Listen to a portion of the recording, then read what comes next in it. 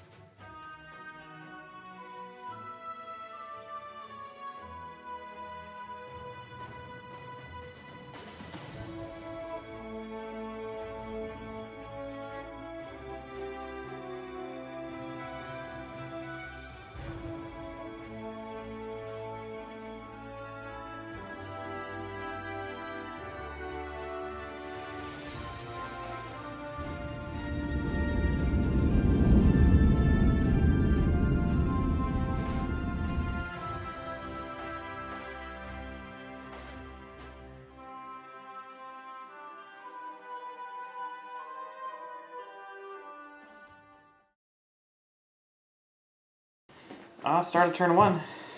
Cisco is going to activate Warp from the bridge captain's chair. He has the required thing, so I have to spend 1 energy. My warp factor is 9, so I can go up to 18 inches. And I'm going to have the Defiant move forward and attempt to land right there.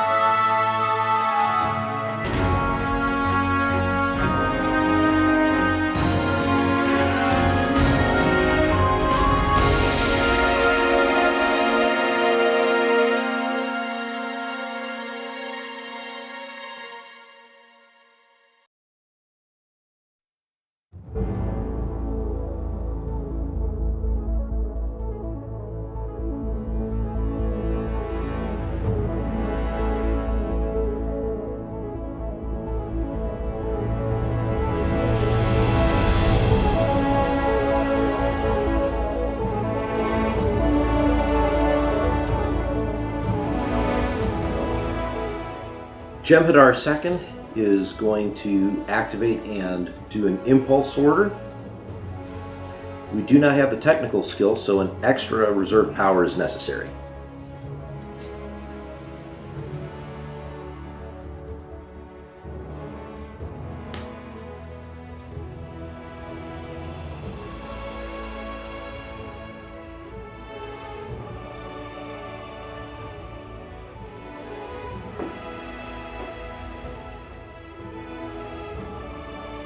I'm going to do the mission action on this objective. We're doing threat analysis. I'm using my Daring First Officer in the instrument place. I'm going to gather my dice for my command stack. I get 3 blue dice, and because I have Discipline 1, I add a black dice into that.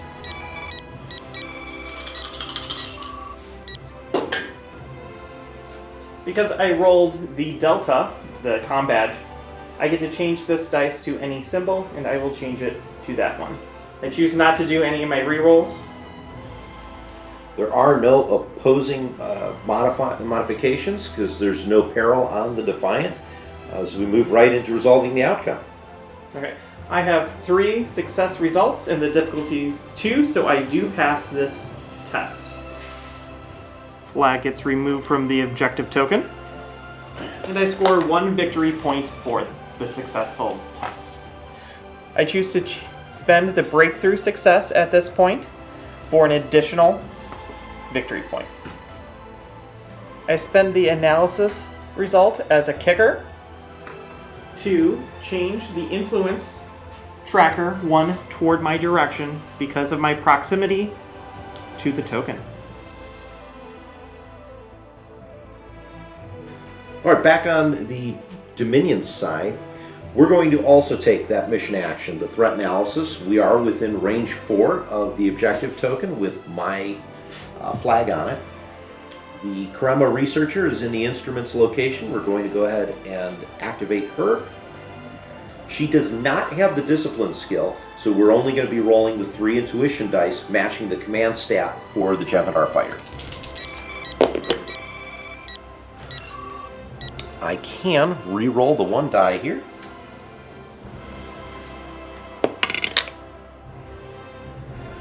So difficulty here is 2. We are successful, so that's going to gain me 1 victory token, and we will remove the flag. And because I have the breakthrough success, we're going to spend that, gaining an additional victory token. And the analysis result will bring the influence marker back to where we started.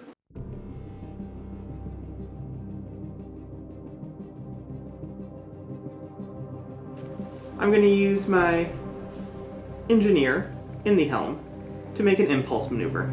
I have all the required skills, so I will not have to spend additional energy.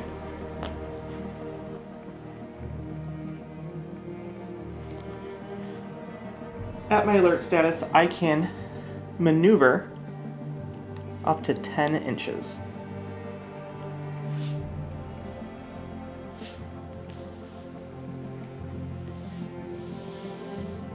Before or after a maneuver, you can do your rotation, and I'm electing to do the maneuver at the end.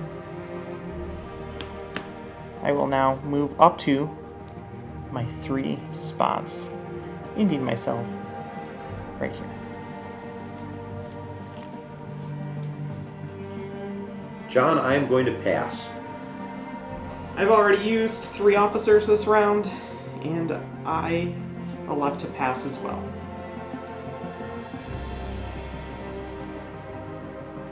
All right, my standby action on the Jem'Hadar ship, again, I do the standby actions first because I'm the non-priority player, is going to be another impulse maneuver. Since I cannot give this order to one of my characters, it's going to cost me 2 reserve power, so I'm down to 2.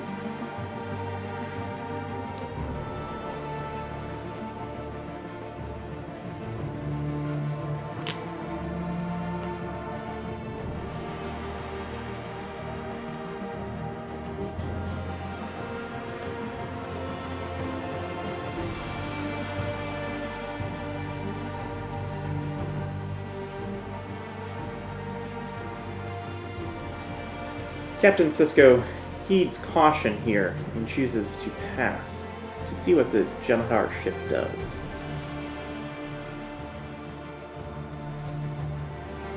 Now we go into the hazard phase, so there's no damage cards. Resolve effects from features such as anomalies, but I do not believe we are within 2 inches of, we know we're not there, no, so no hazards go off. So we go to the ready phase.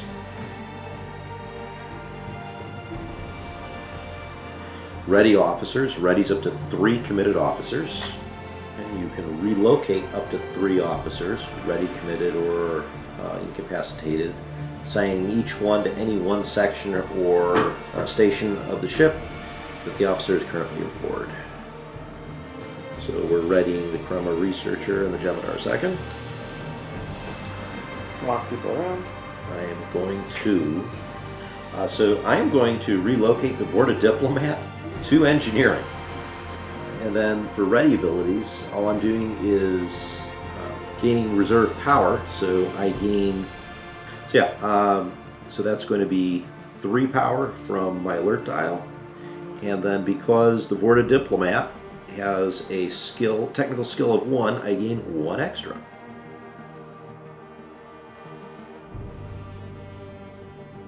Alright, first action of turn 2, I'm going to commit the Jem'Hadar second, costing me again 2 reserve power to make an impulse maneuver.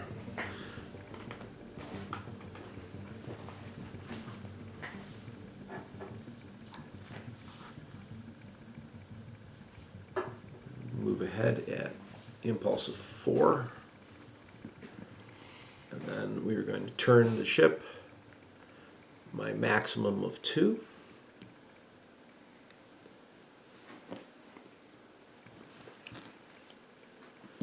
And I am within sensors range of that location. For the first priority action, the USS Defiant is going to do the mission action, threat analysis. We are at very close range. We are committing the Daring First Officer to this test. Our command stat is 3. Daring First Officer is going to add in Discipline 1, so we will be 3 blue dice and 1 black dice for this roll.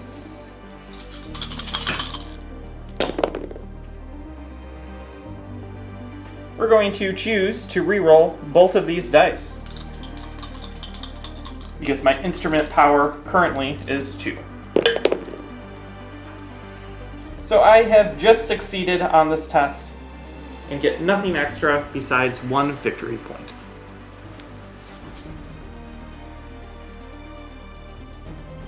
Mimicking actions here, the Chroma Researcher is activating. She's committed to doing a threat analysis of this point. Command stat is 3, no discipline. I can re-roll 2 dice. Well, I'll keep that. Difficulty is 2. I failed the test. However, even though it's unsuccessful, I do have the analysis results, so I can spend one of the analysis results and move the influence token 1 in my direction.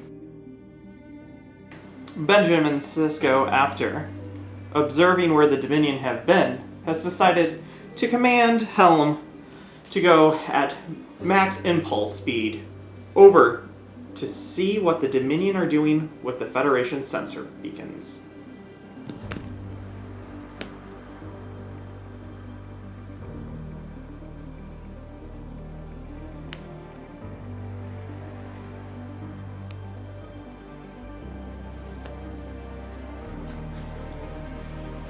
John, I think I'm forced to pass for the moment. Benjamin Sisko chooses to sit and wait to see what this Dominion ship does. The Defiant chooses to do a sensor lock to attempt to see what this Jem'Hadar fighter is doing. Spending 2 energy to do so, I will be rolling my operation dice, which is 4 blue dice, and because of my instrument strength of 2 at this alert status, I get to re-roll 2 of them. This is versus the evasion of the Jem'Hadar fighter, so I need 2 successes. I currently have 0 successes. So I will re-roll 2 of the blank dice for 2 more blanks. All right, my standby action, we are going to try to do the threat analysis again. Problem is now John has made this more difficult for me since he is within sensor range. So my new difficulty is 3. I still have 3 dice to do this with, a re-roll of 2, but no expertise dice. 1.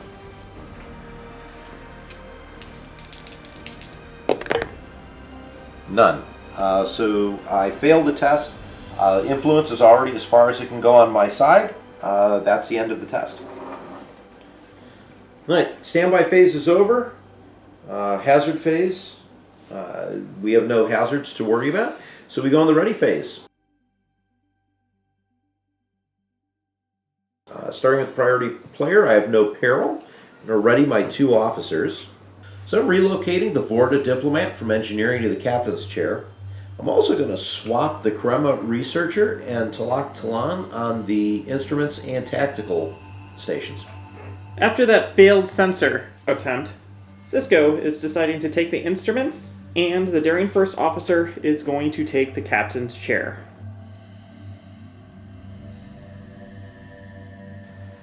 Start of turn 3, Benjamin Cisco is committing himself to do a sensor lock test.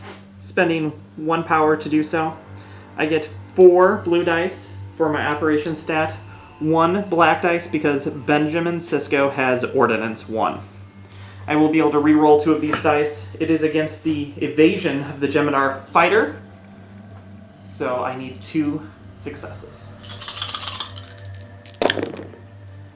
There's the 2 successes, and a whole bunch of blanks. So we're going to re-roll them because it's fun. There we go. There's all the successes that I needed in the previous rounds, gaining a target, or a sensor lock, on the Gemidar ship. All right, here we go. I am committing Talak Talan to do the mission action once again. So, again, starting with the 3 intuition dice from the command stat. Talak Talan does have Discipline 1, so I will get to roll an expertise dice for the first time this game. Let's see what I can do. And again, difficulty is 3. I can re-roll 2 dice. Re-roll the analysis results. All right, I definitely succeeded this time, so I will gain 1 victory token, which brings the score to 3-3. I did not have a breakout success. I have no analysis results, so nothing else changes on the board. I will remove the token, and at the end of this round, we will get the complication. The daring first officer is going to call alert to go to yellow alert 1, raising it by 2 because this is a priority action. All right, I'm going to do an impulse maneuver. This is going to cost me 2 reserve power.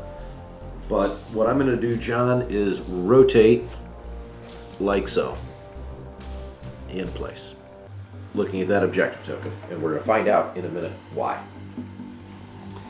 The Defiant is using the redoubtable engineer at the helm to also rotate in place like so. I'm going to pass. I choose to pass as well.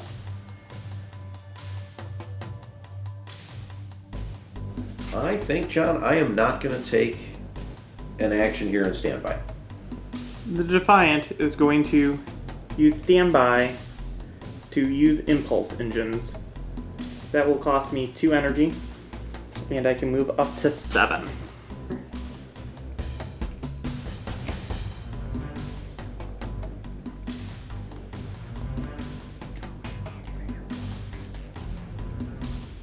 Perfect, right there.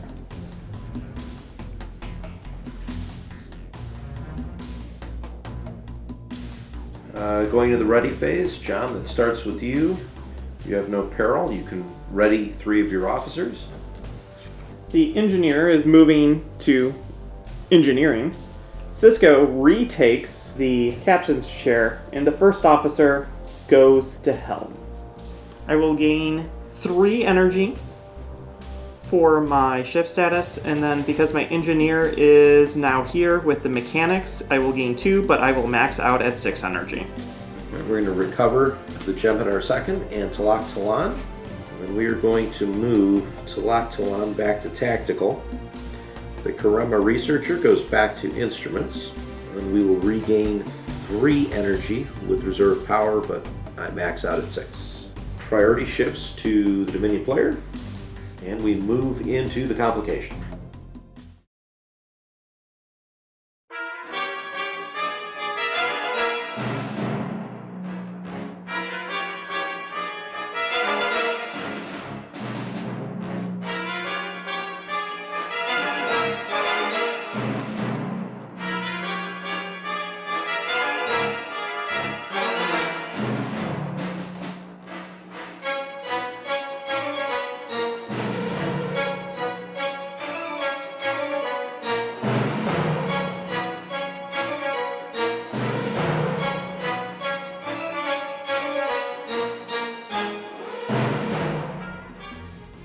All right, here we go. At the beginning, I have the priority. We are going to take the mission action and attempt demolition salvo on the point in front of me. So I am within phase polaron beam's range, so I can do the test. I'm going to commit Talak Talan to the action, because this has to happen at the tactical station. So we're going to test difficulty is 2, and I have 4 dice for my ops. Ordnance of 2 gives me 2 expertise dice, and I can re-roll against my weapons power, which is 3. Okay, I'm going to re-roll these 2. Re-roll 3. I'll re-roll these 3, looking for a breakthrough success. Well, I have enough successes, John. I'm successful. So the control marker is removed and I score a victory point, bringing me up to 4. I can spend the analysis result to gain an advantage token, and that would be the end of this action. The Defiant is committing the Vigilant Security Chief in the tactical position to do the mission objective of demolition salvo. I get 4 blue dice because of my operations stat. My security chief has a ordnance, so I get 1 black dice added in, and my weapons power is 3, so I will be able to get 3 rerolls. Difficulty is 2.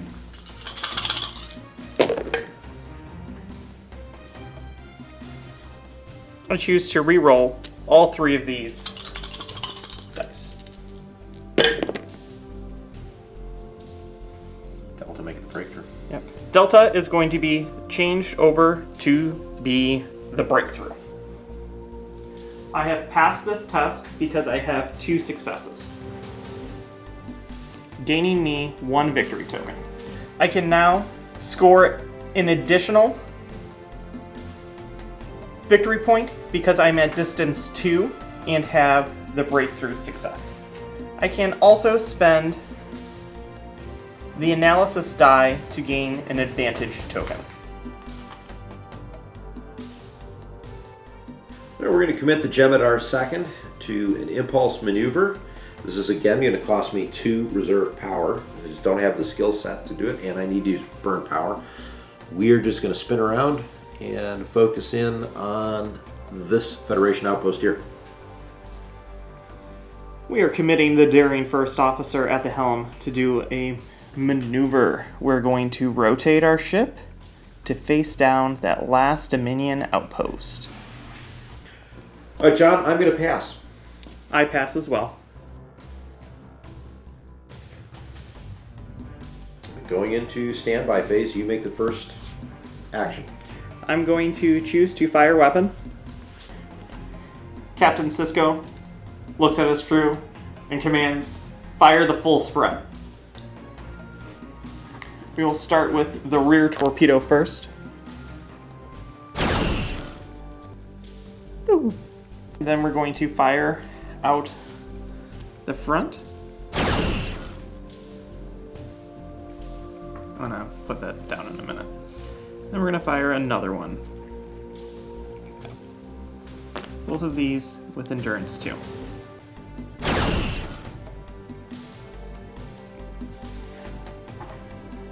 Your turn.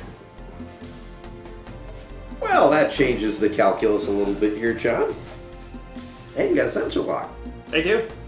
Don't know how that works, but we shall see. All right, I'm going to spend 2 reserve power. I got to move to even have a shot at winning this. So, we're going to go forward. Move up to 7 inches.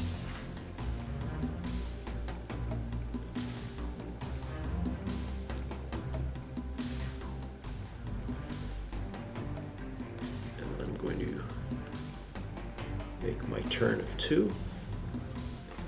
Puts me right there, John. Perfect. Now, I believe torpedoes get to move. Not having understood well what the tracking actually did, this torpedo is just fired for fun. So we're moving it. It goes down 1 endurance before it flies off the map next turn. These torpedoes, on the other hand, are going to be flying right toward that Jem'Hadar ship. We're going to use the lateral movement of the torpedo. It gets placed. This torpedo is going to do the same thing.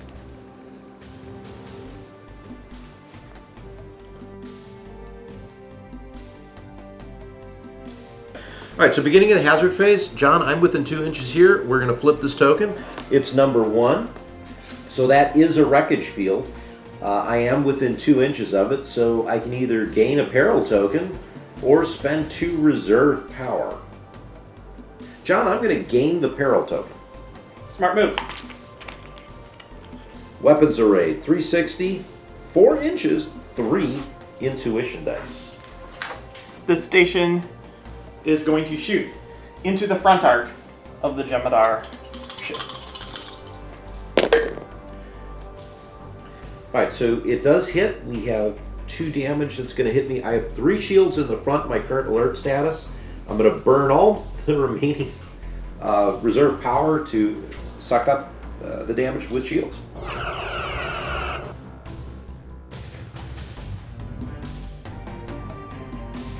So I can remove peril. I'm going to get rid of my peril by using my advantage token. We are going to ready to lock Talon in the Jem'Hadar second. I am, however, going to move the Karema Researcher to Engineering. The Jem'Hadar second is going to go to Instruments, and the Vorta Diplomat is going to the Helm. For ready abilities, I am going to gain 3 reserve power from engine power, or refresh power, and then another 2 Karema Researcher, so back up to 5. For readying, we're going to ready all of our officers. We are choosing not to maneuver anyone, and because of this thing, we can adjust our alert status. We are going to go down 1 in our alert status to green alert 2. The Federation commits the daring first officer to the helm to maneuver ourselves forward. We're going to be adding our spin maneuver at the end, and we're going to be moving 8 forward. I just bumped that way out of the way for me.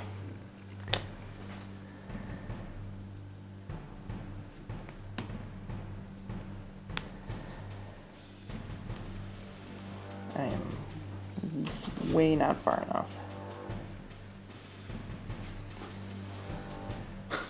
We are now just in 2 of that station. Committing the Vorta Diplomat to an impulse maneuver. It's going to be a tight one. Yep. There we go, John. Back to you. Captain Cisco calls for an alert change. We're going to increase our alert by 2. Red alert 1. We're going to activate the Jem'Hadar second, who is on instruments. We are going to attempt to sensor lock the Defiant. So that's ops of 4 plus ordnance is 1. And I'm going for your evasion stat of 2. You got it. So I've sensor locked you, John.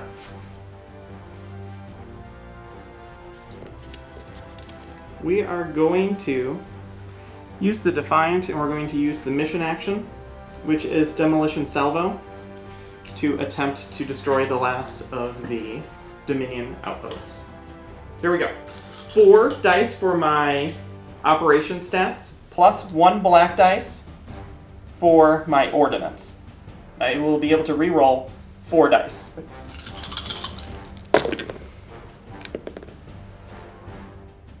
We will re-roll all 3 of these because I need another success. Seems pretty good to me. Well, I do believe that gains you 1 victory point for sure. For passing it. And then you gain a second one because of the breakout. So that will bring you up to 7. 7, and then I will gain another advantage token. Alright, John, I'm going to shoot at you. Talak Talan is going to activate. We are firing weapons. We are within range. 2 phase polaron beams are going to fire from my front to your front. The first one I'm going to use, I'm only going to spend 1 power on. The second one we're going to spend some reserve power and the rest of our energy power. But my first shot, I get the ordnance 2. Alright, here we go, John. Roll number 1. Let's see how we do. We have 2 blanks. This is looking great already.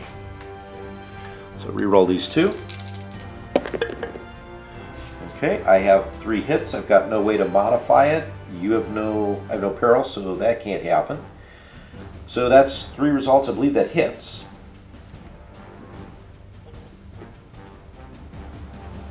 I can do this. Not that it's going to matter.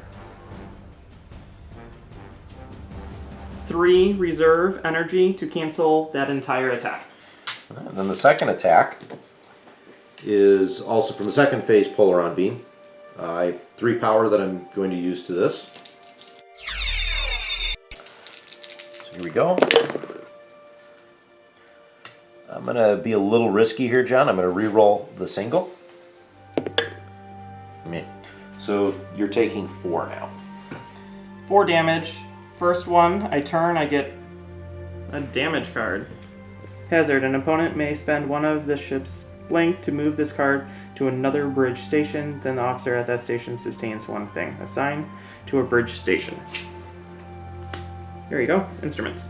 Cool, so the instrument panels are exploding. Yep. Nice. And then I do another. Take 1 more damage. And I hit a threshold. Yep, so you're stopped there. So that was my attack. I am out of power unless I want to...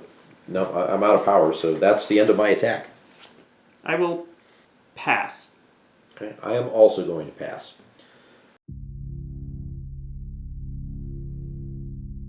So we go into the standby phase. You get a ship action, or I get a ship action first. All right, we're going to spend 2 power to do an impulse maneuver. Putting that there.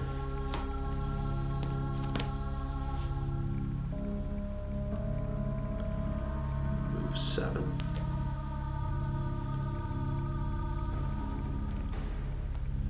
And I can turn up to 2.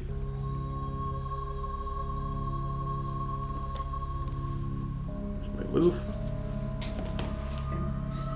The Defiant chooses to shoot. I have a total of 4 energy right now for my weapon stat, plus whatever other energy I decide I want to spend. We're going to start off by firing 2 quantum torpedoes out the front. 2. And we'll do speed 2. So our next one, we're not sure on stacking rules, but I can still fit it here, and it will still be at distance 1 of Ken. So we're doing it like that. So that's 2 of my energy out of my 4. I'm going to fire my phase cannons front starboard into you. We're going to use the remainder 2 of the power from my weapons power and spend 2 energy to get 4 dice.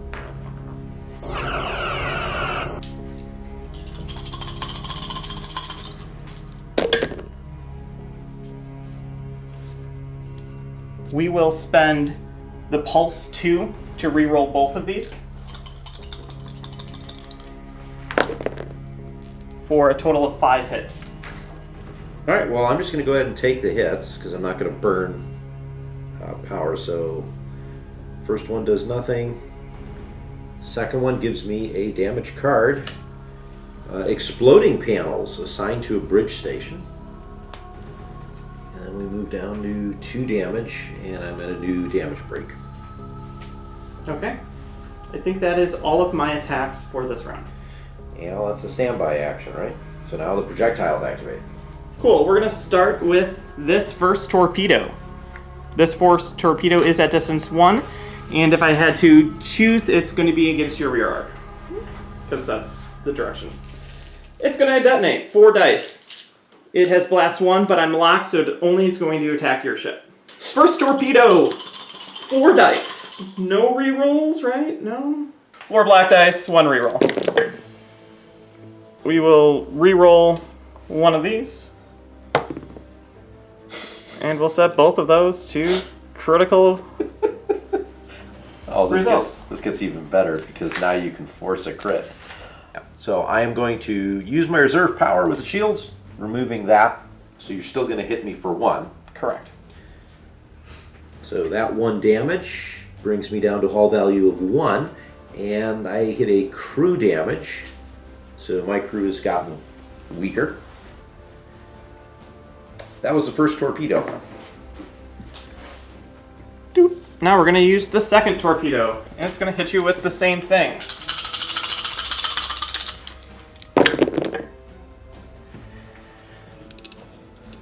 We're going to re-roll this dice. We're going to change both of those to critical results, hitting you with 3. All right, so I have no power to do anything with shields, so this is just going to hit me hard. So the first damage disables my ship. So I took the damage. Now, hang on, you have your other one where you go... It goes 1. Goes 1 more.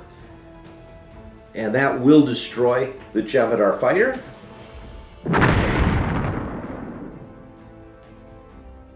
And you'd go through the ready phase, but the game will end at the end of this round anyways.